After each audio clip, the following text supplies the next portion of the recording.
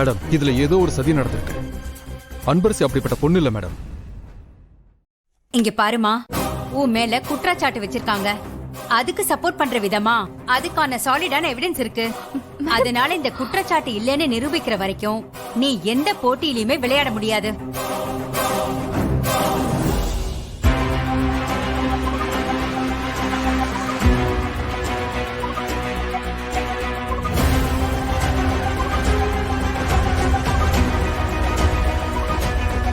Madam,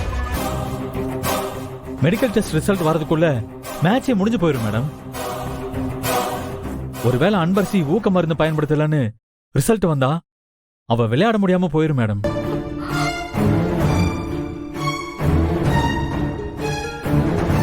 அது அன்பரசிக்கு கிடைக்கிற அநீதி இல்லையா மேடம்? ப்ளீஸ் தயவு செஞ்சு அன்பரசி விளையாட அனுமதி கொடுங்க ப்ளீஸ். மேடம், இதை அலோவ் பண்ண முடியாது மேடம். அன்பரசி ஊக்க மருந்து பயன்படுத்தினத அதிகாரிகள் கையும் களவுமா பிடிச்சிருக்காங்க. இவங்கள மத்த பிளேயர்ஸ் கூட ஓட விடுறது தப்பு.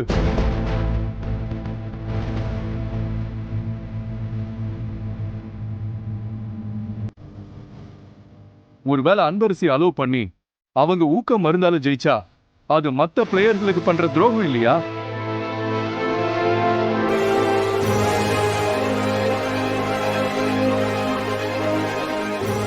அது மட்டும் இல்ல மேடம், அன்பரசி ஒருவேளை செலக்ட் ஆகி நாளைக்கு ஏசியன் கேம்லயோ ஒலிம்பிக்லயோ கலந்துகிட்டா அங்கேயும் போய் ஊக்க மருந்து எடுத்து நம்ம நாட்டையை அசிங்கப்படுத்திடுவாங்க.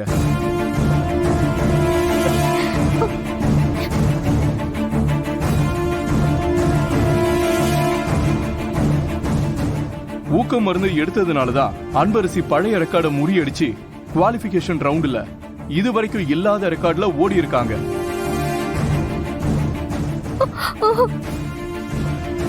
இந்த ரெக்கார்டு கடைசியா நடந்த ஒலிம்பிக்ல ஓடின ஒரு பெண் ஓடின ரெக்கார்டு மேடம். இது வேர்ல்ட் ரெக்கார்டு.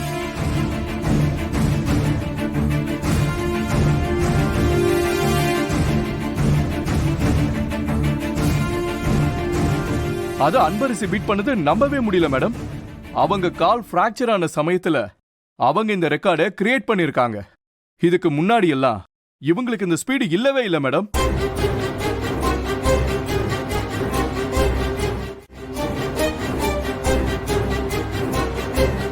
அதுக்கான ஆதாரம் இதோ.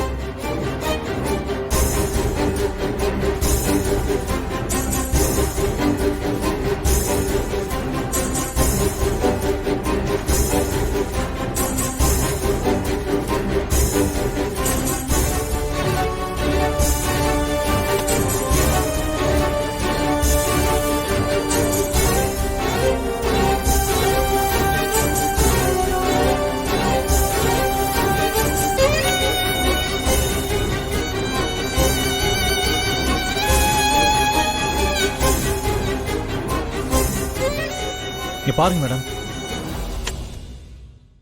அன்பரசி அவ திறமையை வளர்த்து இந்த ரெக்கார்ட் ஸ்பீட்ல ஓடி இருக்காங்க. இவங்க சொல்றத தயவு செஞ்சு நம்பாதீங்க. இவங்க வைக்கிறதெல்லாம் ஃபேக் அலிகேஷன்ஸ் மேம்.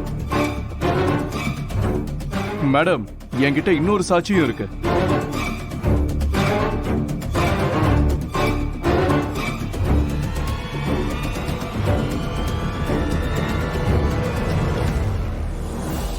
அவங்க வேற யாரும் இல்ல, அன்பரசியோட ஓன் சிஸ்டர் அனன்யா.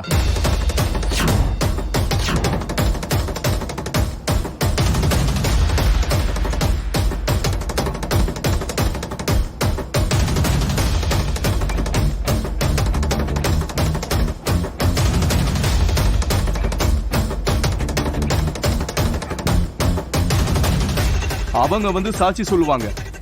அப்ப நீங்க இதை உண்மைன்னு ஒத்துக்குவீங்க.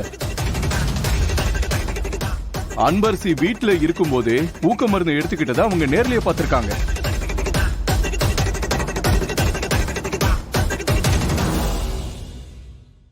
இது அவங்க நேர்லயே வந்து சொல்லுவாங்க மேடம்.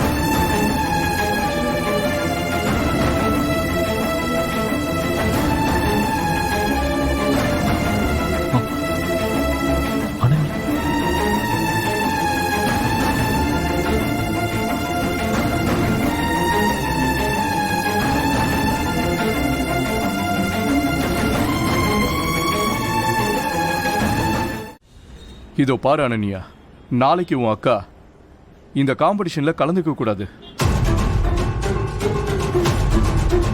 உன் அக்கா மேல இருக்கிற கோவமும் பகையும் எனக்கு நல்லாவே தெரியும். அதை தெரிஞ்சுதான் உன்கிட்ட பேசுறதுக்கு வர சொன்னேன். உன் அக்கா இந்த காம்படிஷன்ல கலந்துக்க கூடாது. அதுக்கு உன்னோட சப்போர்ட் எங்களுக்கு வேணும். நாங்க சொல்றதை எங்களுக்காக பண்ணி தரணும். நீ எந்த பிளானும் பண்ண வேண்டாம். நான் சொல்றத மட்டும் செஞ்சா போதும். நாளைக்கு காம்படிஷன் ஆரம்பிக்கிறதுக்கு முன்னாடி உன் அக்கா ஊக்க மருந்து எடுத்துதான் குவாலிஃபிகேஷன் ரவுண்ட்ல ஜெயிச்சான்னு நாம நிரூபிக்கணும். அதுக்கான எல்லா ஏற்பாடையும் நான் ஏற்கனவே பண்ணிட்டேன். ஆனா எங்க பிளான் எல்லாம் தாண்டி அன்பரசி வீட்டுல இருந்து அவ தங்கச்சி நீயே வந்து சாட்சி சொன்னா கண்டிப்பா அவளை டிஸ்குவாலிஃபை பண்ணிடுவாங்க. நாமளும் ஜெயிச்சிடலாம். உனக்கும் ப்ராஃபிட், எனக்கும் ப்ராஃபிட். நாளைக்கு நான் சொல்ற டைமுக்கு நீ வந்து சாட்சி சொன்னா மட்டும் போதும். ஓகேவா?